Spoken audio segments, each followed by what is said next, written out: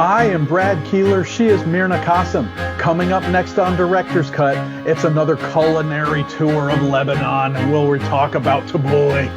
I used to rule the world. Seas would rise when I gave the word. Now in the morning I sleep alone. Sweep the streets I used to own. Hello again, everybody, and welcome to another episode of Director's Cut. My name is Brad Keelor. I'm the director of the Geo-Institute, and that is why we call this show Director's Cut. Every single week, except during the summer, and we're going to talk a little bit more about that later, and 1 week at the holidays, I come to you with a different interview with a different GI member. Some of the questions we ask are personal, some are professional, but all of them are fun.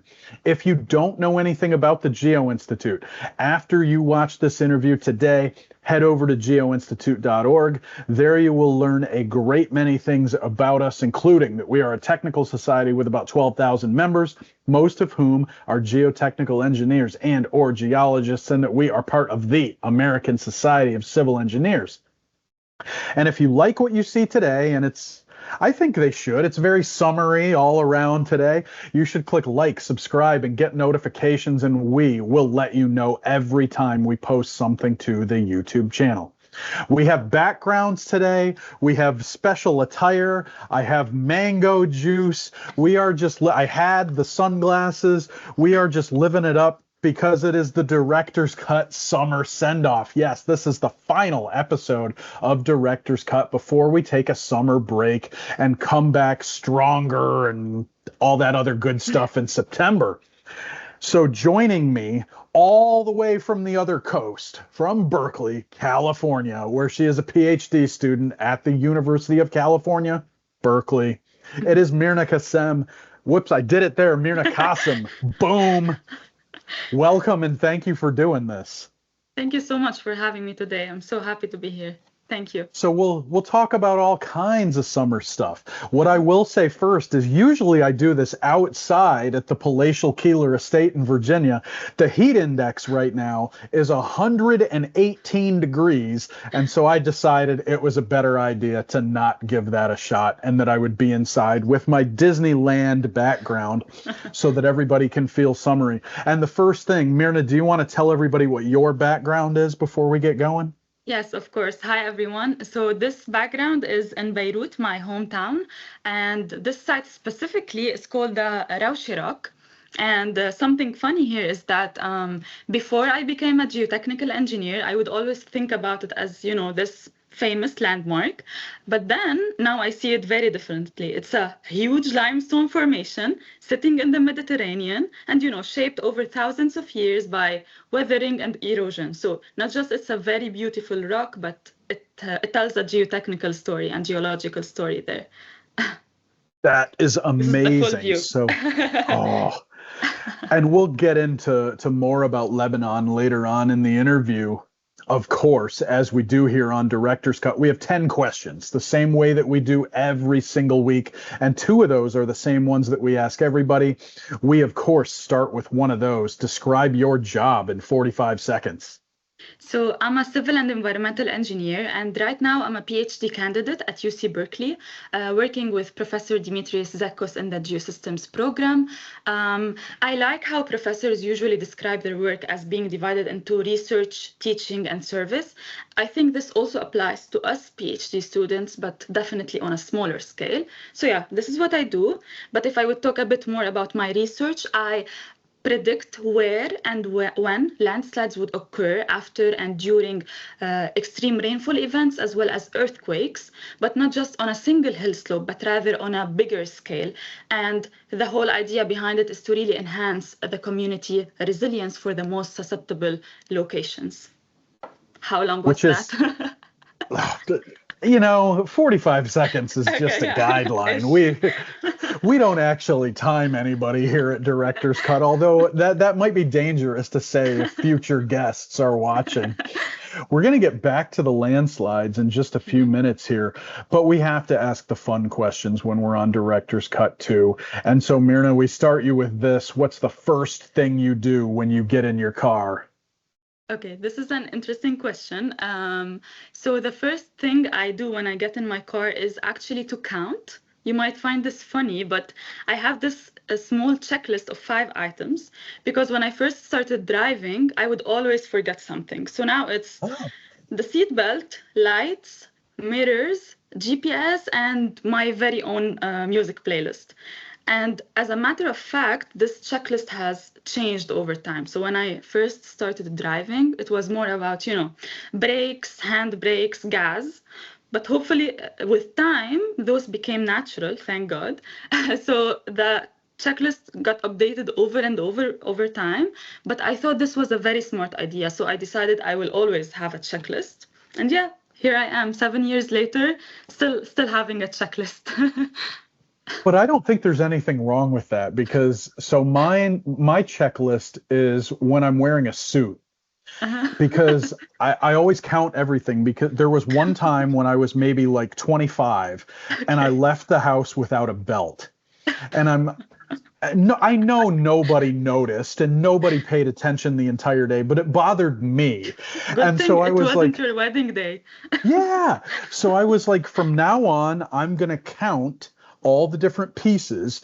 And that way, when I get to 7 or whatever, I know I have everything and I Yeah, can leave. So I love the countdown yeah, idea or the checklist yeah. idea.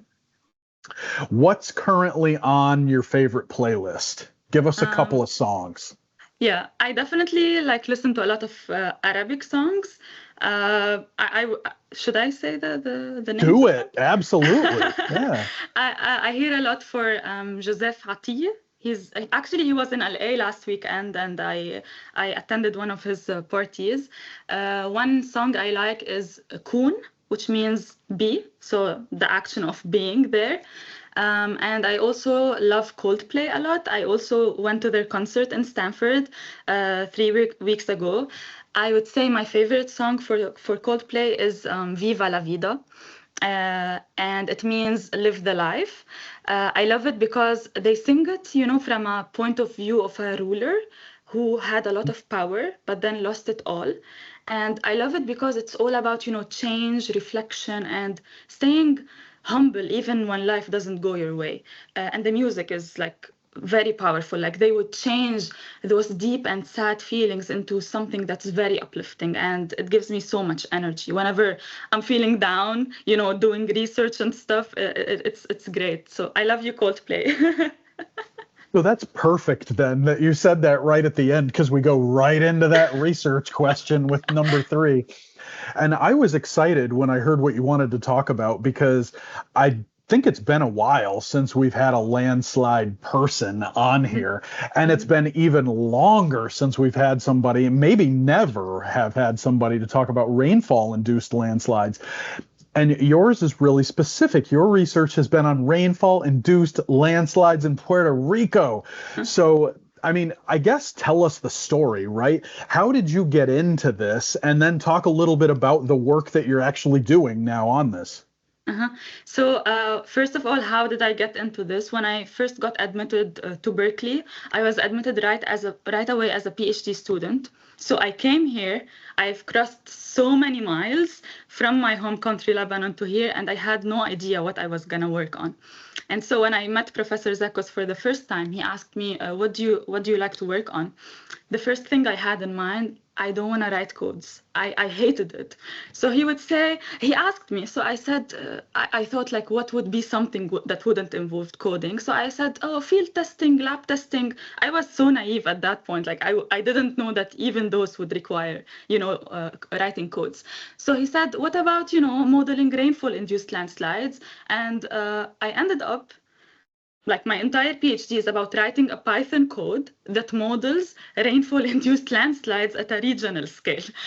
Now I love it, but at that point I was like panicking, but it was too late to go back home, uh, so yeah, what I do is we're writing a code that models rainfall-induced landslides at a regional scale. why regional scale? Although this might be very computationally expensive, for example, as compared to single hill slope. The idea is we want to really find the most susceptible areas and try to help those communities prepare and respond to those natural hazards.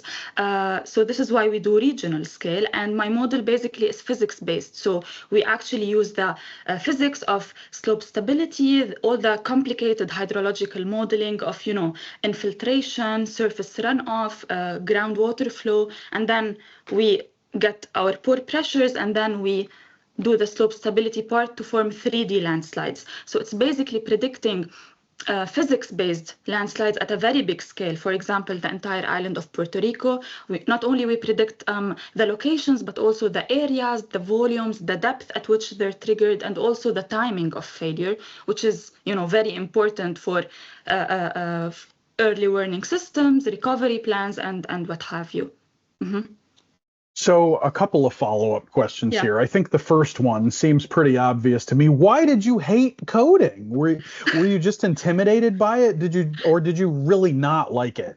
Honestly, I had this idea that I'm a civil engineer. I shouldn't do coding. Coding is done by computer scientists and computer engineers. And when I took one class of coding in my undergraduate studies, honestly, I didn't give it much attention. I was like, I'm just gonna, do the homeworks, get some help, get an A, and then get out of the course, and that's it.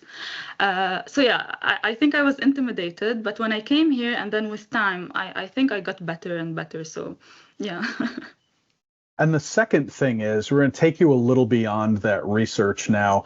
I mean, when you're talking about anything that's precipitation induced, climate change obviously plays a huge part. Definitely. And even in a tropical area like Puerto Rico, they're seeing some effects on this.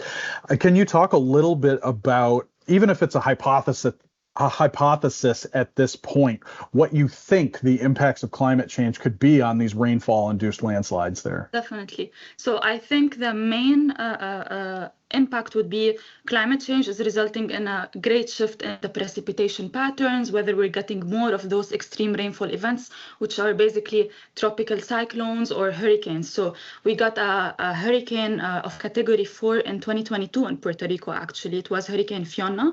And I went there with the GEAR group, and we were like deploying and collecting data. This is something that has definitely been changing as a result of the climate change. So definitely more extreme rainfall events, which basically results in more pore pressure generations and then more and more failures. This is something else, land use change, whether it's a result of people or even climate change, because vegetation cover affects the slope stability. When precipitation falls, we have the processes of evaporation and transpiration. All of this goes into the hydrological cycle and hydrological modeling that result in the pore pressures and thus the failures. So I think it's a complete cycle of hydrology, geomorphology, land use, extreme events, and then slope stability. So climate change is definitely playing a big role, and there's a lot of research that is going on right now on, using some sort of hypotheses of how the climate's gonna be, and then trying to do slope stability analyses on those cases or scenarios. Oh, that was fantastic. This is the magic of Director's Cut. See, you were ready for that. So now we go back to the fun questions. This might require a little bit of explanation for everybody, but whenever I have somebody from Lebanon on, I don't know if I do it on camera or not, but we tend to talk about foreign languages. I think that you guys are probably one of the most multilingual societies on earth. Obviously, you have places like Switzerland where people speak a lot of foreign languages. There's some Caribbean islands where people speak like 5 just because they have to communicate with everybody. But I anticipated, of course, you speak Arabic and English, obviously, but I thought you'd also be a French speaker, and I was correct. So I wanted to ask, Mirna, what is the first word that you remember learning in a foreign language? Okay, so just to give a little bit of context here, like following up on what you were saying, in Lebanon, our first language is Arabic, but then each student, when we are at 3 or 4, our parents would pick up the second language for us, which is either English or French. For me, I was English educated, but then on top of that, we'll have a third language, which is whatever is remaining, which for me was French. So I wouldn't count English or French as foreign languages. So I would say the first foreign language that I remember is Bailando in Spanish. And when I lived in Lebanon, I've always like listened to the popular Bailando song, but I never bothered to understand the meaning. When I moved to the US, I got exposed to more people who speak Spanish. So I asked and I learned that it means dancing. And this word stuck with me because I love dancing a lot, like whether it's just random moves at a party or more professional dancing. So when I moved to Berkeley, I started learning salsa as well, salsa dancing. So yeah, the word stuck with me because it's kind of part of who I am. Oh, that's fantastic. And you didn't go where I thought you were going to go. I really like that. Now, the next question I put in here before I realized what we were going to talk about with the research question. So maybe it's kind of an obvious answer. But it lets you elaborate even more, perhaps. I feel like everybody, well, at least everybody that's a geologist or a geotech or whatever, might have a favorite geohazard, other than the fact that they're incredibly destructive and do all kinds of bad stuff. You still have one that that you kind of nerd out on, right? Like I think mine might be landslides, right? But it might be like subduction zones, like undersea landslides. I like those. I'm into those. I like looking at the effects and stuff. So what geohazard is most intriguing to you? So yeah, obviously landslides, and specifically rainfall-induced and co-seismic landslides at a regional scale.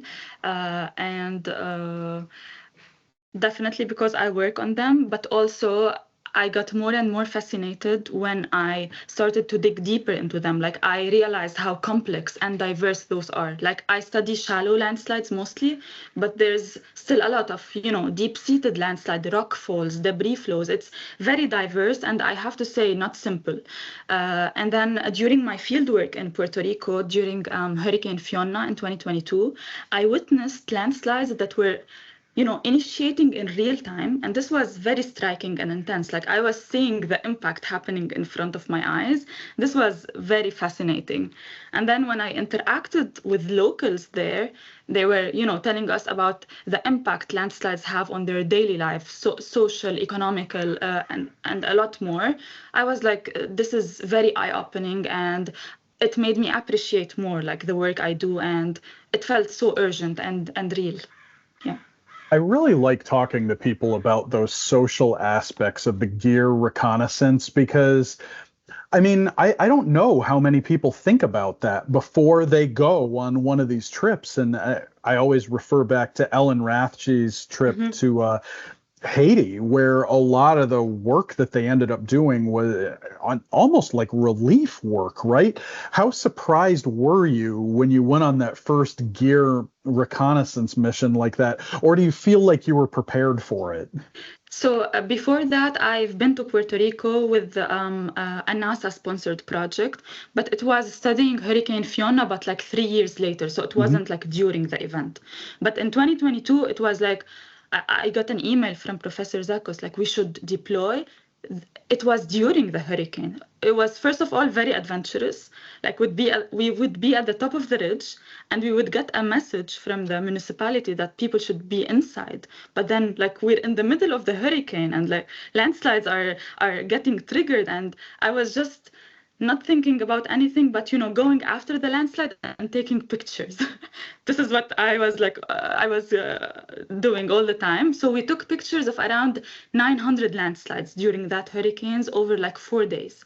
So interacting with locals, again, very eye-opening, because you'd see people who are devastated, like they lost their homes, they lost their jobs. Like it's devastating, so sad.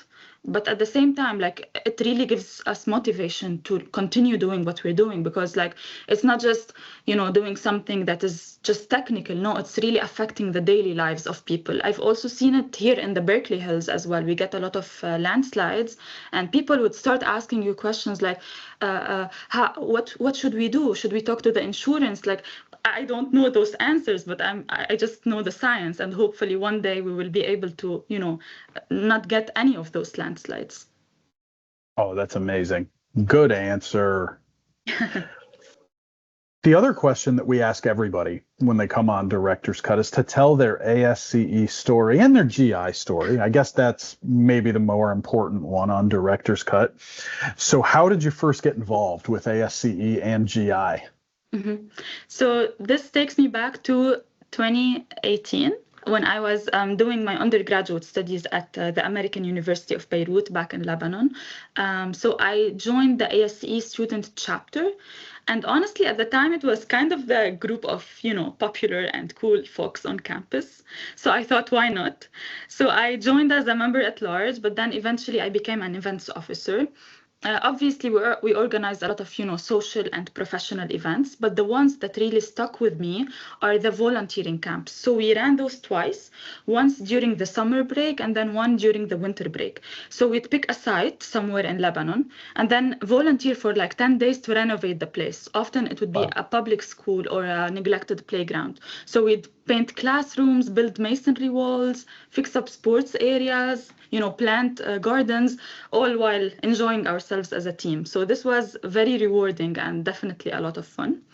And then fast forward to 2021, when I moved to the US, I wanted to stay involved, you know, especially with conferences coming up.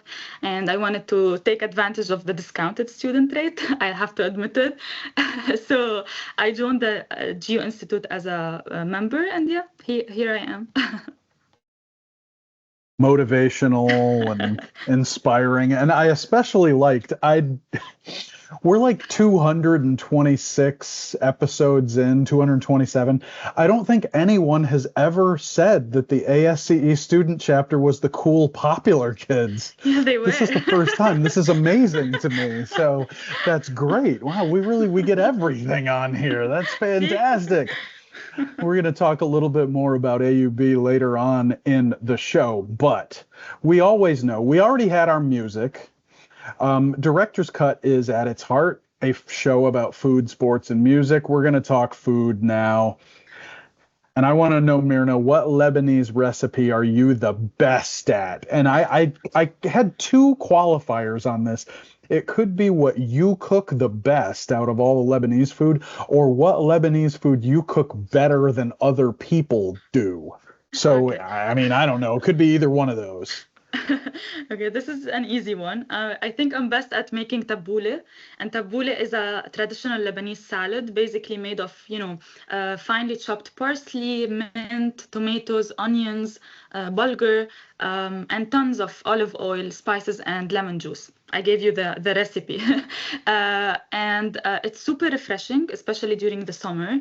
And I would say it's kind of a Sunday ritual for many Lebanese families. So we'd serve it with a barbecue, friends and family, and definitely lots of music.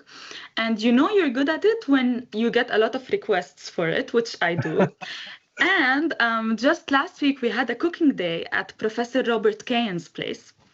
And I prepared tabbouleh, but I got very competitive because I had a Turkish friend who was preparing the Turkish version of tabbouleh. Don't ask me what this is. And so, yeah, to know whose dish was better, you should definitely ask Professor Kayen. I'm still waiting for the official verdict. I haven't heard back. So if you found out before you went to one of these gatherings that somebody else was going to make tabbouleh, would you still do it, or would you make something else? Definitely. I'm very confident in my, capabilities. And my friend, he sent me a text like 2 hours before we went, because we were carpooling, and he was like, "Do you have extra parsley?" I was like, why? And then he mentioned that he's preparing tabbouleh. I was like, I'm not giving you my parsley. Go get your groceries, you know? I mean, respect that he wanted to go head to head with the tabbouleh queen here, but I don't know. Like that maybe seems like a bad idea for him. If you had to make something else, what would be your number two thing? All Lebanese recipes. Yeah, I would do chicken shawarma. Yeah. And I think I Another make it way excellent better choice. than many places as well. Like my recipe is way better than other places. Okay, so we're getting into shawarma's cut here. Like, how much garlic do you go with? Because I feel that is the Don't get me key to started. shawarma, right? But there can be too much. Do you disagree? I don't think like there can be too much. The garlic is all about it, honestly. Like, yeah, no, I love garlic with it, and I think it's like the you know the main flavor in chicken shawarma, whether in the chicken itself or even the dip. Yeah, no. I feel like the star of shawarma is the sumac, right? To me, This goes that's what better makes with the it. beef shawarma, not the chicken. That's true, and that's usually what I get. So, oh Okay. wow, we could have a whole shawarma show. That would be amazing. And whether or not now, another key one. Obviously, you wouldn't make it this way at home because this would be really, really challenging. Have you had it the way where you have the fries right in the sandwich? Of That's course. if people have not tried that, that is the absolute This is best the original way. shawarma sandwich. This Yeah. is the original shawarma sandwich. We'll have pickles, fries, no salad, definitely no salad, no hummus. It will be garlic instead of hummus. Yeah. Oh, that's fantastic. Oh, so we covered the food. I It's think so. I think so. You are, of course, as we mentioned at the top, PhD student at Berkeley. And that is one of those places where I think you walk in, you look at the old photos and you hear the names and in civil engineering and in geotech specifically, there's so much history there. For you, Mirna, what Berkeley geo legend would you most like to spend a day with and why? Mhm. I think this is a tough one because I would definitely want to meet all of them and spend time with all of them. But if I had to pick one, it would be Professor Harry Bolton Seed. Not just because he's the father of geotechnical earthquake engineering, which I think is very, very interesting, but also in 2022, I received the Harry Bolton Seed Award when I graduated from the master's program at Berkeley. So, there's some sort of personal connection there. So yeah, like I would love to meet them, like outside all the research and the great contributions. I would be very curious, to meet the person behind this legend. I don't know, maybe find out what their favorite coffee shop was in Berkeley, because mine is Pete's coffee shop located at Berkeley. So like, yeah, to see if we had anything in common, maybe take some tips on how to stay driven, motivated, and soak up some of the passion they have to the field, definitely. So when you came to Berkeley, I feel pretty confident that you had heard of Harry Seed before that. Is there somebody else, another legend that maybe you hadn't heard of before you came out there, that now you have a greater appreciation for what they did for the community? Yeah, maybe Professor Goodman. Oh, Because yeah, that's a good one. because I think my work involves a lot of rock mechanics as well. So definitely, like reading all the papers, and yeah, definitely I have more appreciation. But the other legend that I definitely heard about was Professor Jim Mitchell, because he was the advisor of my undergraduate advisor back at AUB. So I've heard a lot. And then just in January, we had a memorial for Professor Jim Mitchell. So it was very emotional. Like a lot of his students said very nice words about him. So it made me feel like, I wish I had actually met them in person. That is fantastic. And recently, that memorial in its entirety, all 8 or 9 hours, or however much exactly there was, went up on YouTube.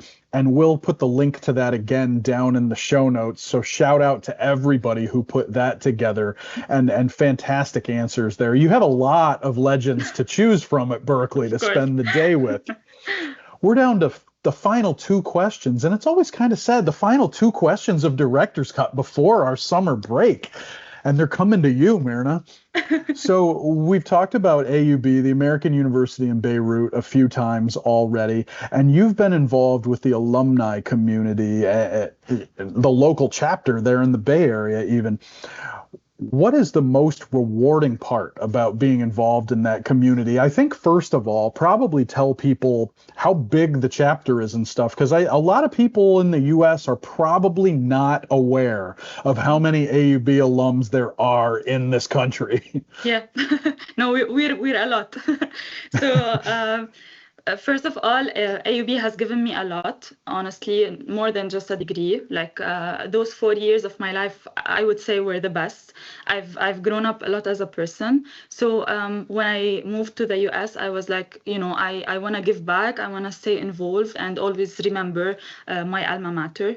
This is why I joined the Northern California AUB alumni chapter, and I served as a board member for about 3 years. The chapter here, like, I think we have around 150 official members that are registered, but definitely there are so many people who aren't actually registered but would show up to our events. And by the way, FYI, we have 67 AUB alumni chapters worldwide. So this is one of them. And I would say the most rewarding part is knowing that the events that we used to organize, aren't just about networking and socializing. We used to make sure that most of the profits that we get out of those events would go to an endowment fund that helps students back at AUB who are struggling to pay their tuition fees. Like, we would support them financially. And I think this is very rewarding because, we've all been there. So this is great. And I think this is the most thing that I find rewarding. And there's one specific event that I love a lot, which is called AUB for Beirut Run. So it's a small marathon. And it is special because all of the chapters worldwide would be running it like on this almost during the same season, which is the fall, and then all of the money and the profit or donations that we make out of this event will go to this endowment fund. That is spectacular. And I think we're very fortunate within the geotech community. I think we have a lot of really active alumni communities. I don't know if more than other disciplines, but I think there's something there about maybe spending so much time in civil engineering labs and in the classes that you get to know everybody and you get to know the faculty, and it makes you feel closer, or it makes you hate. It could make you hate your university too, I guess, but I think mostly it goes that first way. So we're going to close out the first half of the year of Director's Cut with one of my favorite questions to ask in summertime. And it's a very simple one. Mirna, what's your favorite summer memory? Yeah, I wouldn't say I have one memory that I can think of, but it's more like, the lifestyle and the vibes that many Lebanese people share. So I would say summers in Lebanon were all about, hitting the beach during the day, enjoying great food and music. But then at night, Beirut comes alive. Beirut has an amazing nightlife. Actually, we were ranked as the second city in the world in 2019 for nightlife. So keep that in mind when booking your next trip. It's all, about just driving around the mountains, friends, the feeling of being at home. I definitely miss it. I know so many Lebanese people who live abroad miss this feeling. So it's not just one moment. It's just the whole vibe, I would say. Yeah. That is amazing and a great way to close this out. So, Mirna, thank you for all these amazing answers today. And you survived all 10 questions and the bonus questions, and everybody always does, but we still say great job to them. For our viewers, you have survived another half season of Director's Cut. So we're going to take a little break, a few weeks, enjoy summer school when it starts hitting the YouTube channel in a couple of weeks. And we'll be back in the fall after Labor Day with our usual Director's Cut Labor Day week extravaganza. And then we'll get into the weekly episodes, Halloween, Thanksgiving, the holiday episodes. You know the whole drill. So again, for the viewers, if you liked what you saw today and you're here at the end, so probably you did, Click like, subscribe, and get notifications. And yes, we will let you know every time we post something to the YouTube channel.